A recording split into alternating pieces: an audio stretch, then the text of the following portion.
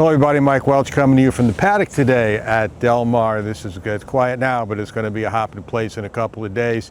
And it was a hopping place out in the racetrack this morning. A very busy morning here now that everybody, all the Breeders' Cup horses are here for the big event starting Friday and Saturday. I'm here with the Daily Racing Form workout report, Breeders' Cup workout report, brought to you by Spendthrift Farm, the home of six-time general champion sire Into Mischief, who will have sovereignty hopefully in the Classic, and Ted Nafi as the heavy favorite in the Breeders' Cup Juvenile. And Ted sovereignty was the big story for those that have not heard yet. After breezing last night, he came down with a mild temperature. They are treating him with antibiotics or whatever. Hopefully it will pass in time, but the chances are probably not, and there's a good chance we're going to lose our number one star for this year's Breeders' Cup sovereignty, but we'll wait and see how this story plays out over the next couple of days. And like I always say, for the best coverage of all this kind of news, just leave it here at DRF.com. David Grenning will be on top of it as always. The main show today, though, as it is every year at the Breeders' Cup, everybody waits for the team Aidan O'Brien, the Aidan O'Brien show, his first day on the racetrack after the European horses are all released from quarantine. This morning's show was more like Aidan and Sons, though, as 13 O'Brien horses came out on the track as usual in single file. They parade around Aidan's army, they call it, but this morning it was Aidan O'Brien with 8 of his. He has got 8 Breeders' Cup horses here, but also his sons, Danash and Joseph. They have 5 others, so there were 13 all together. They were led out on the track by Lion in Winter. They did as they usually do their first days on the racetrack here.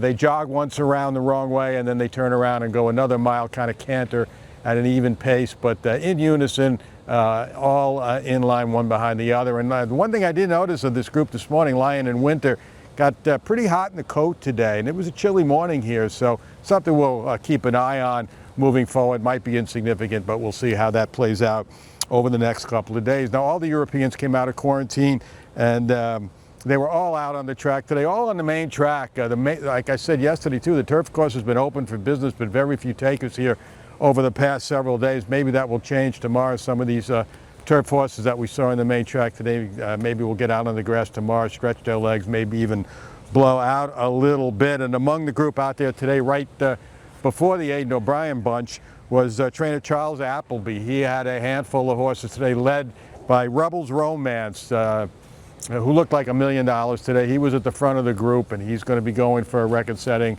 third Breeders' Cup victory in the turf on Saturday. We had a few workers today, nothing serious. They were all like 3-ace variety. Among the most notable, though, I like Switch and Love a little bit. She's for the Juvenile Fillies turf, trainer Yoshito Yahagi. She blew out from the 3-ace pole 36-4, but she came down the lane, she shaded 23, and she galloped out well. A pretty significant move for a turf filly, so maybe something to think about, keep an eye on when you're making your selections for the Juvenile Fillies turf. Also, Be Your Best, who has been training extremely well back in Florida before shipping here, and she looked good again this morning. She was a handful. She is a fast filly. She is probably going to be the pace setter in the filly and mare turf, and her rider had all he could do to slow her down to 3-ace and 36-4, galloped out in 49-2. Also, Banishing blew out today for the sprint. Now, there was some news in the Banishing camp as there was a trainer change, a late trainer change right before the draw yesterday.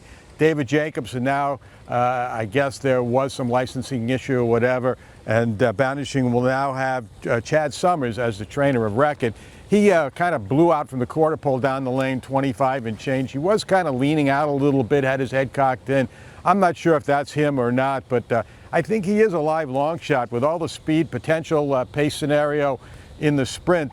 He's on a big turn back to 6 furlongs. He should become running late at a little bit of a price in the sprint. Now, we talked about yesterday, thought Forever Young was going to schedule to work today. I was disappointed, so was anyone else. It was kind of wanting to see this horse do a little more than he normally does, although he does quite a lot in the morning on a regular basis. But to see him really stretch out and have an official breeze here, but that was postponed. I guess it's going to happen tomorrow, although Forever Young was busy as usual, like I said. He jogged 1.25 miles or maybe even a little bit more, turned around and then did the same thing at a gallop with his good buddy, stablemate American Stage, right behind him, as always, every step of the way.